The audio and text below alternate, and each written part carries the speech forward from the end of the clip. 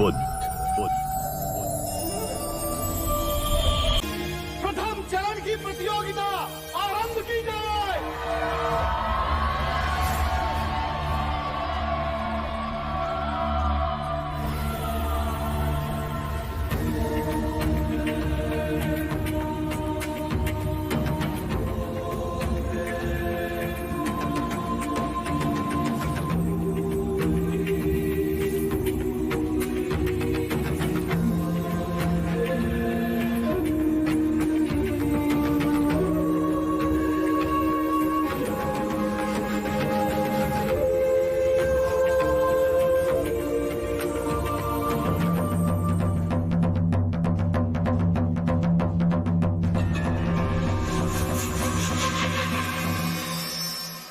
साम दाम दंड भेद मार जो भी हो, परंतु सर्वश्रेष्ठ मेरा देवदत्त ही होना चाहिए।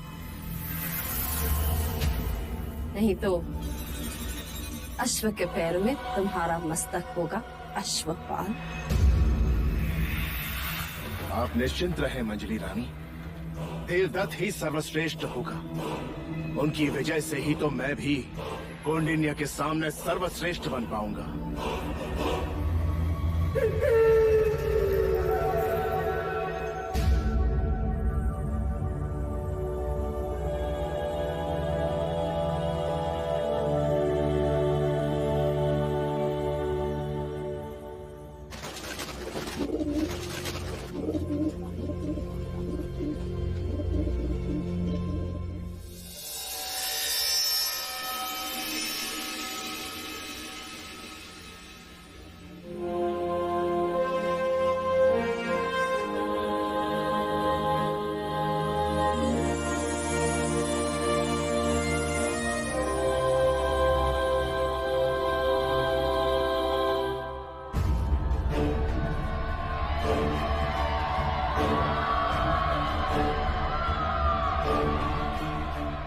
योद्धाओं का पूर्व परिचय देना पक्षपात होगा। युद्ध में केवल योद्धाओं की योग्यता का परिचय है, इसलिए प्रतियोगियों के मुख नहीं दिखेंगे।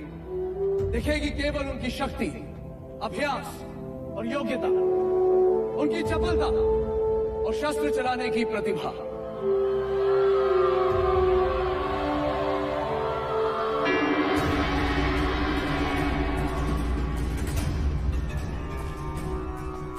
अपने शत्रु को समाप्त करने की तैयारी कर लो देवदत्त। राजगद्दी और तुम्हारे बीच केवल एक तलवार जितनी दूरी है।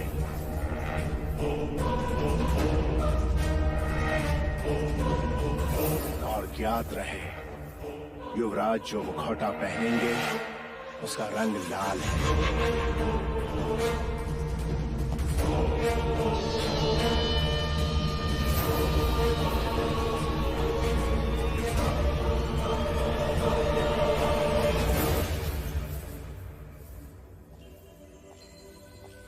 सिद्धार्थ, ये मुखौटा तुम्हारे लिए।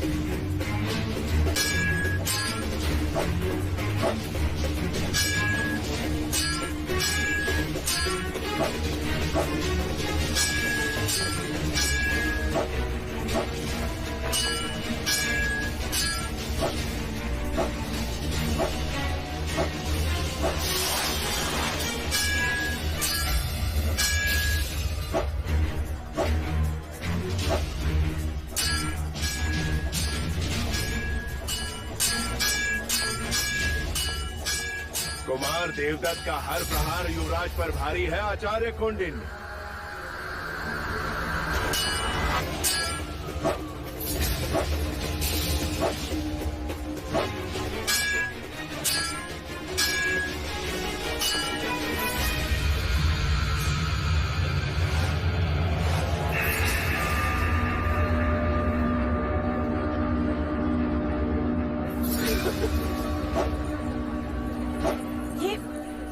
ये छल है।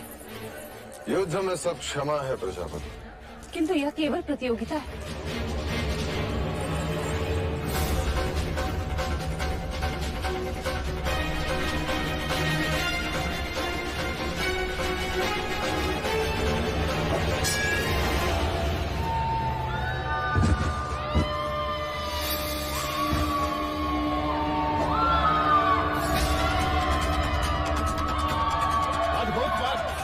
तुम्हारी स्फूर्ति अद्भुत है।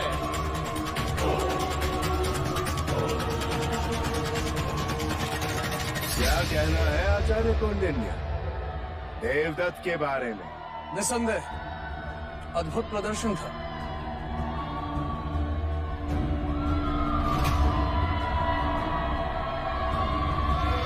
राजगद्दी और तुम्हारे बीच केवल एक तलवार जितनी दूरी है। युवराज जो मुखौटा पहनेंगे उसका रंग लाल है।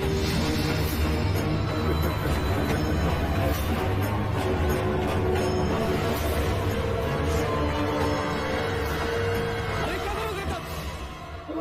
क्या करो? अपने क्रोध पर अंकुश रखो। जाओ यहाँ से।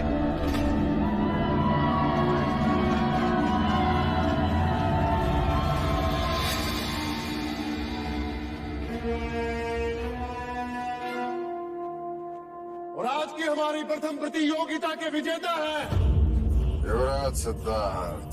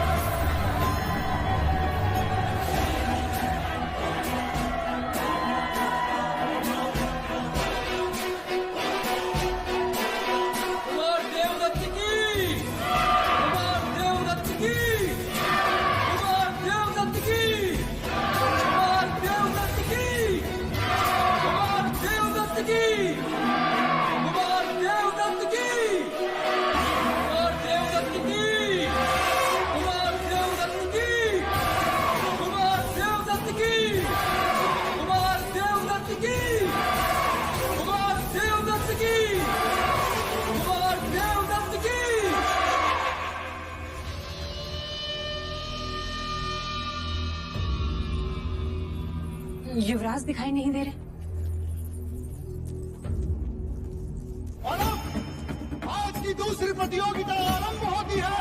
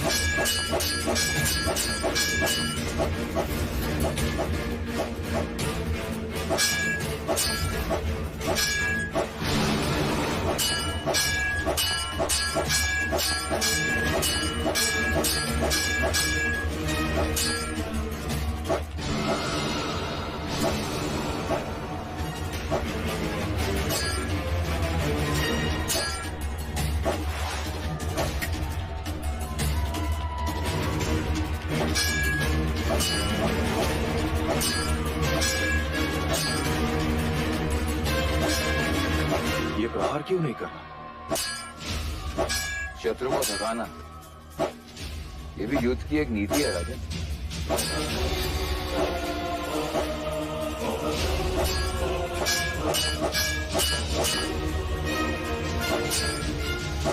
प्रतिभा करो, ये परीक्षा है, प्रतिभा दिखनी चाहिए।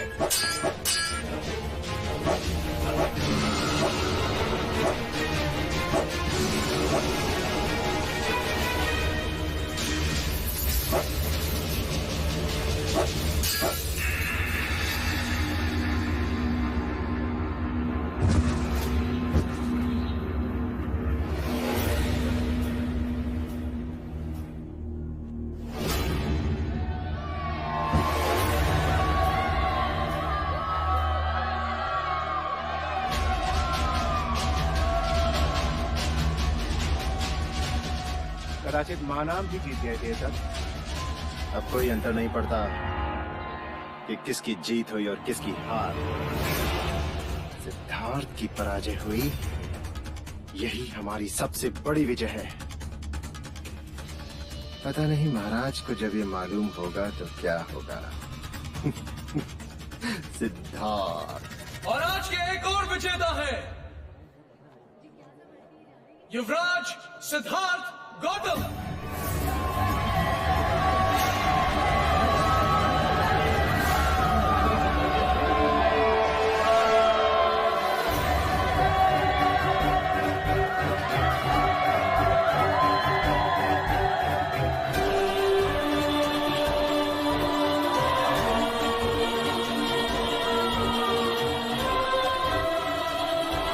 युवराज सिद्धार्थ की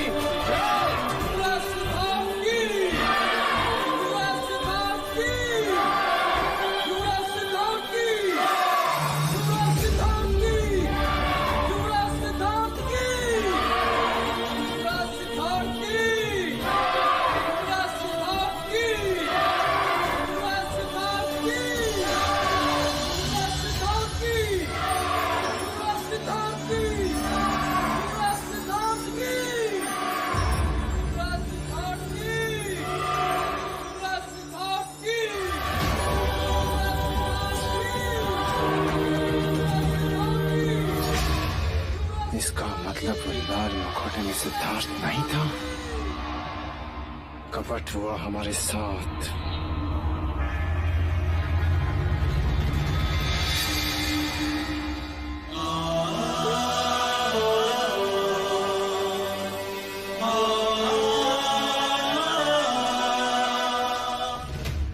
आपने तो कहा था कि लाल मुखौटे में सिद्धार्थ है, तो वो बदल कैसे गया?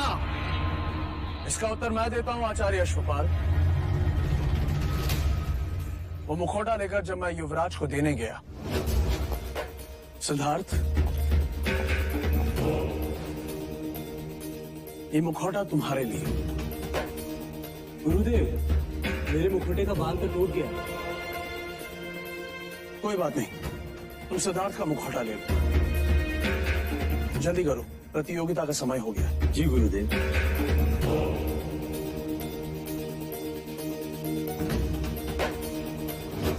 गुरु के लिए प्रत्येक शिष्य समान होना चाहिए। आचार्य अश्वपाल, कुमार देवदत्त के लिए आपका पक्षपात अच्छा नहीं। उस मुखौटे ने आपका मुखौटा उतार दिया है।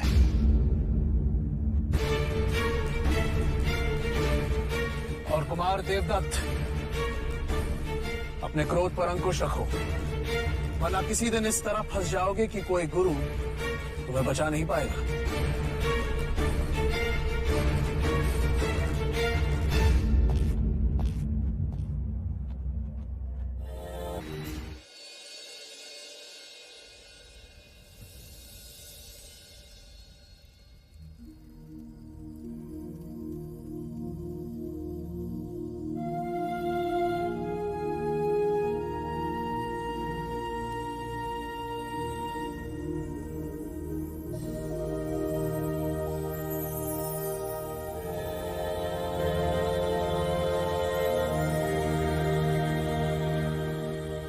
जिस तरह ग्रह से ब्रह्मांड का, हस्त रेखा से भविष्य का ज्ञान होता है, उसी तरह शरीर के इन बिंदुओं से शरीर की भीतरी परिस्थिति का संबंध होता है। जैसे नाड़ी परीक्षा से चिकित्सक को हृदय की गति का ज्ञान होता है। ये शरीर 10 भागों में विभाजित है। ये मध्य रेखा और दोनों ओर 5-5 विभाग। आज भी बड़े बड़े योगी चिकित्सक इस विषय पर विश्लेषण कर रहे हैं कि शरीर की पीड़ा का उत्तर स्वयं शरीर के पास ही है। हर एक अंग का प्रतिनिधित्व हाथ की हथेलियां और पैर के पंजे करते हैं। ऐसा कैसे हो सकता है? जैसे मस्तिष्क की पीड़ा को दूर करने के लिए आंखों के कोने की दोनों ओर 2 उंगली दूर दबाव देने से पीड़ा में राहत मिलती है।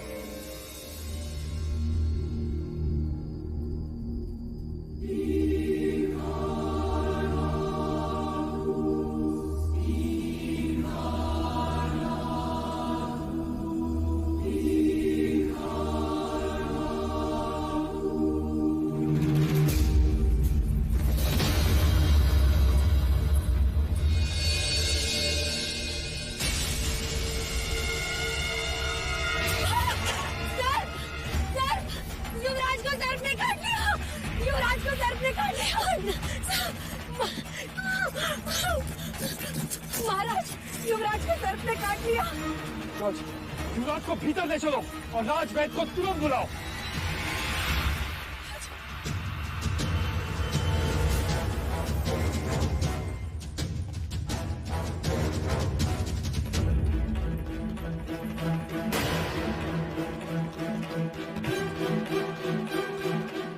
वैद्यराज, युवराज को सर्प ने काटा है, मैंने देखा। परंतु इनके शरीर पर सर्पदंश का तो कोई निशान नहीं है। तो फिर सर्प देखकर डर गए होंगे युवराज, तभी तो बेइज्जत हो गए। मेरे कहने का अर्थ है बड़े कोमल प्रकृति के हैं हमारे युवराज, है ना? बेसुध होने का कोई कारण नहीं है, कदाचित थकावट होगी।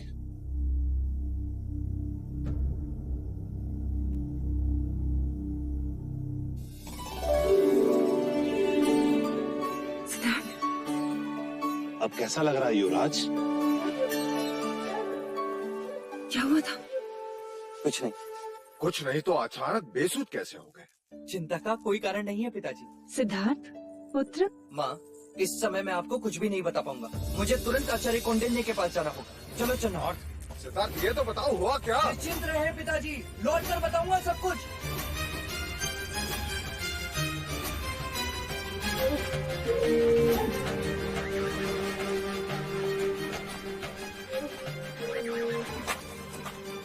गुरुदेव प्रणाम। गुरुदेव, मैंने मनुष्य शरीर के बारे में एक बात खोज ली कि शरीर के कुछ बिंदु दबाने से मनुष्य बेसुध हो सकता है। क्या? जी गुरुदेव, देखिए।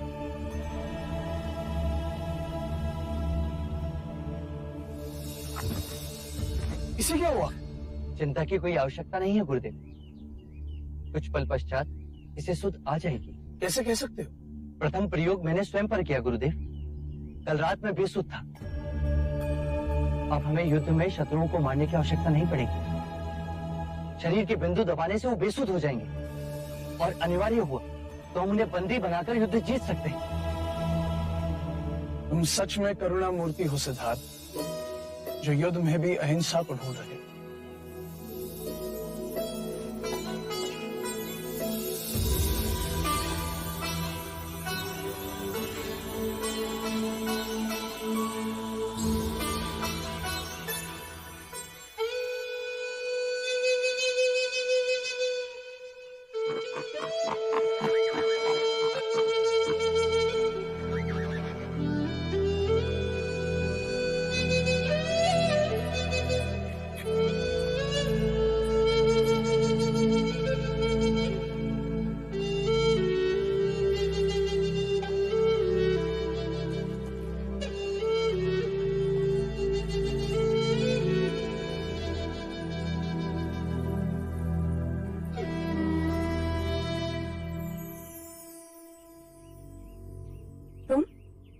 तुम कब आए? जब आप बांसुरी वादन में लीन थी। माँ, मैंने बहुत बार देखा है, जब भी आप आनंदित होती हैं या निराश होती हैं या जब स्वयं को अकेला पाती हैं, तो आप इस पेड़ के नीचे आके बैठ जाती हैं। आप क्यों बैठती हैं माँ? इस पेड़ में ऐसा क्या है? ये माया है, मेरी बड़ी बहन। इस पेड़ का नाम मैंने माया रखा है। इस पेड़ के साथ मेरी बहन जुड़ी है। ये परिवार का एक सदस्य है, बड़ों की तरह हमें छाया प्रदान करता है। ये जीवन भी देता है, पक्षियों के सुर में संगीत सुनाता है, मानो हमारा ख्याल रख रहा हो। जगमग है जिससे जग सारा, सत्य कथा